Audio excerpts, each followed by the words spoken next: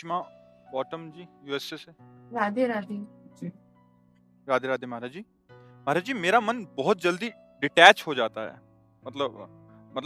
विरक्त हो जाता है किसी से। मतलब जैसे एक अटैचमेंट होता है, तो मतलब अगर अगर कोई थोड़ा भी हार्ट कर दे इनको, मतलब ठेस पहुंचा दे, तो मेरा मन उससे अटैचमेंट बिल्कुल खत्म हो जाती है। चाहे वो मुझे कितना भी प्यार करता रहे, फिर मेरा मन वैराग्य की तरफ जा रहा है। ये मैं जानना चाह रही हूँ कि क्या ये सही है? क्या मेरा मन नहीं, वो जाता फिर कहाँ है?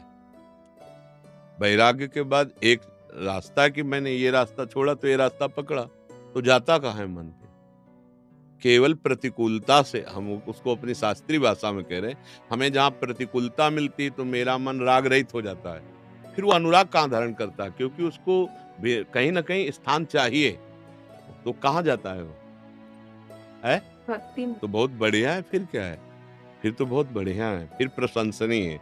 यदि वो भगवान से प्यार करने लगे, भगवान नाम का आश्रय ले ले, तो बहुत बढ़िया। पर अगर हम इतने स्वार्थी हो जाएंगे कि कोई जरा सी वृत्ति प्रतिकूल कर दे और हमारा मन अपने कर्तव्य से हीन हो जाए। जब कोई शब्द है तो उसमें पति भी हो सकता है, सास भी हो सकती है, उसमें अन्य परिवार के सदस्य जन हो सकते हैं, फिर हम फेल हो जाएंगे, क्योंकि उन्हीं में भगवान है। भक्ति केवल मंदिर में जाके नहीं की जाती, वो तो एक बाहरी रूप है। भक्ति इन्हीं मंदिरों में होती है। वो हमारे साथ प्रतिकूल व्यवहार करें और हम उनके साथ अनुकूल व्यवहार करें, ये भक्त का लक्षण होता है। करत जे अनसहन निंदक तिन्हों पे अनुग्रह कियो। जो अनसहन मतलब तुम्हारे को खुशी देखना उनको पसंद नहीं है, तुम लाख सेवा करो, उनको स्वीकार नहीं हो, तुम्हारी निंदा करेंगे, तब तुम उनकी अगर सेवा कर ले गई तो भगवान पर विजय प्राप्त कर लेंगे, भगवान को रिझा लेंगे। अनुकूलता मिली तो हम उससे प्यार करते हैं, प्रतिकूलता मिली हम छोड़ दिए, ये भक्त का लक्षण नहीं होता। कर्तव्य का अपने पालन करने के लिए अनुकूलता प्रतिकूलता दोनों में समान भाव रखना होगा। सुख दुखे समय कृत्वा लाभा लाभो जया जयो, तब आपकी भक्ति पुष्ट होगी। ये तो एकदम स्वार्थ का खेल हो जाएगा सखी, जिससे हमारे भगवान कभी संतुष्ट नहीं होंगे। श्री भगवान कपिल देव जी की बात, हे माता देवहूति जी से कहते हैं, जो मनुष्य मेरे श्री विग्रह की अच्छे अच्छे पदार्थों से अर्चना वंदना करता है, पर मैं ही सबके हृदय में विराजमान हूं, उनसे द्रोह करता है, उनसे द्वेष करता है, उसकी ऐसी पूजा होती है, मैं स्वीकार नहीं करता, जैसे राख में किया हुआ हवन। ये स्पष्ट बात समझ लीजिए। आपके जो निज जन संबंधी हैं, उनके हृदय मंदिर में भगवान विराजमान है। हो सकता है मायाकृत स्वभाव के कारण वो आपके साथ, आप अनुकूल व्यवहार करते हैं, वो प्रतिकूल व्यवहार करेंगे। आपको सह जाना है और अपने कर्तव्य का पालन करना है, इसी से भक्ति पुष्ट हो जाएगी और भगवान की प्राप्ति हो जाएगी। नहीं तो हम अनुकूलता प्रतिकूलता की थपेड़े खाते खाते बहुत जन्म व्यतीत हो गए। अब हमको क्षमता लानी है। हमारे साथ जो प्रिय व्यवहार करता है उससे भी हमें प्रीता नहीं रखनी, भगवत भाव रखना है। अगर हम उससे प्रीता रखेंगे तो फंस जाएंगे। ममता नहीं रखनी किसी से, पर हमें प्यार बहुत जोर का करना है, पर अंदर देखते हुए प्रभु को। पति के रूप में मेरे भगवान है, मैं अपने भगवान के विरुद्ध कैसे चल सकती हूँ? वो मेरा अपमान करें, वो मुझसे कटु व्यवहार करें, पर मैं अपने कर्तव्य का त्याग नहीं करूंगी, क्योंकि मेरे भगवान उसके हृदय मंदिर में।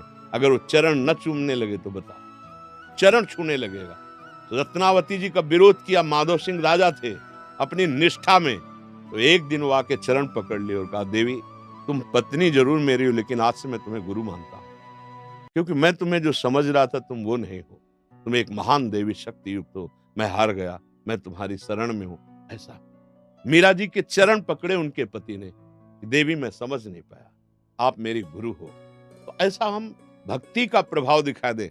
देखो, प्रतिकूलता को जो सह नहीं पाता वो कभी भक्त हो ही नहीं सकता। अगर हम प्रतिकूलता नहीं सह पाएंगे तो हम भगवत रस हृदय में नहीं धारण कर पाएंगे। एक साधारण मिट्टी से उदाहरण लीजिए।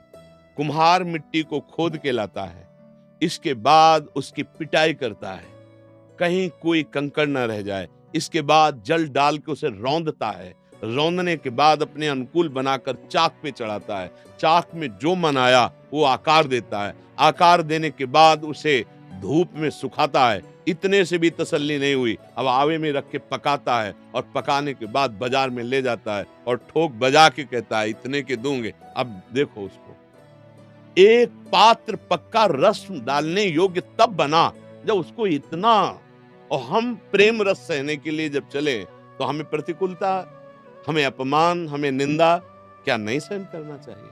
अपने प्रभु के प्रेम रस की योग्यता लाने के लिए मेरा हृदय रूपी घड़ा भी बहुत कच्चा है, जिसका आपने परिचय दिया कि जरा सी प्रतिकूलता होती है तो हमको उनसे वैराग्य हो जाता है। इसे वैराग्य नहीं कहते, इसे दोष दर्शन कहते हैं। और भगवत भक्त वही है, अद्वैष्टा सर्वभूतानाम मैत्रः करुण एव च निर्ममो निरहंकारा सम दुखा सुखा समी। श्री भगवान गीता जी में कह रहे, जो किसी के प्रति भी दोष दर्शन नहीं करता, सर्वभूतानाम समस्त प्राणियों में, अद्वैष्टा बिल्कुल दोष दर्शन नहीं करता, अद्वैष्टा सर्वभूतानाम मैत्रः करुण सबसे मित्रता का व्यवहार करता है और हृदय में बड़ी करुणा रहती, पर निर्ममो निरहंकारा, वो किसी से ममता नहीं करता, वो दया और करुणा करने के बाद अहंकार नहीं करता, वो निर्मम और निरहंकार रहता है।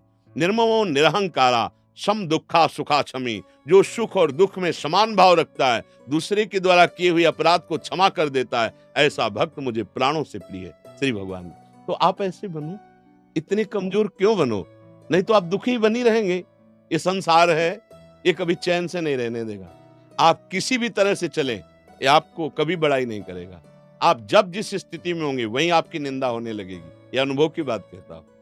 संसार तुम्हें सम्मान दे ऐसी आशा छोड़ दीजिए, संसार तुम्हें भला कहे ऐसी आशा छोड़ दीजिए। प्रभु से हमें जुड़े रहना है, हमको प्रभु की आज्ञा का उल्लंघन ना होने पाए, अपने कर्तव्य से चूक ना होने पाए, अब आप निकल जाओगी। संसार किसी को नहीं बख्शता, चाहे जैसे चलो। एक आदमी एक घोड़े को लेकर के जा रहा था और उसका 15-16 वर्ष का बेटा भी था। तो बेटे ने कहा, मैं तो जवान हूं, चल लूंगा पैदल, आप घोड़े पे बैठ जाओ। पिताजी बैठ गए। 4 लोग रास्ते में मिले, उन्होंने कहा, यार कैसा ये बुढ़ा कर्कश हृदय का है कि घोड़े पे तो स्वयं बैठा है, लड़के को पैदल चला रहा है। वो नीचे उतर गया, लड़के से कहा तुम बैठ जाओ, चलने लगा। आगे लोगों ने कहा, कितना मूर्ख, जवान होके घोड़े पे चढ़ा हुआ है और बूढ़े को पैदल चला रहा है। तो उनका पिताजी आप भी बैठ जाओ। वो भी पिताजी भी बैठ गए। 4 लोग फिर मिले, हराम का घोड़ा मिला होगा, दोनों चढ़े बैठे हैं।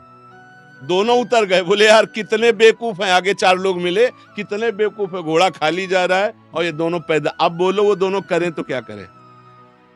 यह समाज है, हमको अपने कर्तव्य का पालन करना। कौन क्या कह रहा है मुझे नहीं देखना, सामने वाले के कर्तव्य को देखते हैं तो हम दुखी हो जाएं। सामने वाले के प्रति हमारा क्या कर्तव्य ये हम देखेंगे तो हम भक्त बन जाएंगे और भगवान की प्राप्ति कर लेंगे। क्षणे रुष्टा क्षणे तुष्टा, रुष्टा तुष्टा क्षणे क्षणे, ये भक्त का स्वभाव नहीं होता है। यहाँ भक्ति अगर करनी है तो सहनशीलता लानी पड़ेगी। सहनशील, आशय, उदार, धीरज सहित विवेकी, विवेकवान, धैर्यवान, दूसरे के द्वारा किए हुए अपकार को सह जाना और उसके प्रति उपकार का भाव करना, ये महाभागवत। उमा संत कहे यही बड़ाई, वो करत मंद और ये करत भलाई। अपने को समझना है कि हम किस मार्ग में चल करके परमानंद की प्राप्ति कर लेंगे। ऐसे तो सब ठोकर ही देंगे, सब आपको चाहे जितनी सेवा करो आपको नीचा दिखाने की वृत्ति लाएं, लेकिन आपको अगर कोई ऊंचा उठा सकता है तो आपका आचरण, आपकी निष्ठा, आपका भाव। इसलिए नाम जप कीजिए और भक्ति के स्वरूप को समझिए। भक्ति ऐसी नहीं होती कि कोई उपहास कर दे हम भक्ति छोड़ दें, नहीं, सब में मेरा प्रभु है, ये मुझे देखना है। जो हमारी निंदा अपमान करते हैं हम उनका भी मंगल करेंगे, क्योंकि मंगल भवन भगवान के दास हैं या दासी हैं, हम उनसे जुड़ी हुई हैं। तो इनसे और हम में अंतर है, ये माया से जुड़े हुए, मैं मायापति से जुड़ा हुआ हूँ, तो मेरे आचरण कुछ अलग होने चाहिए, उसे भक्ति कहते हैं।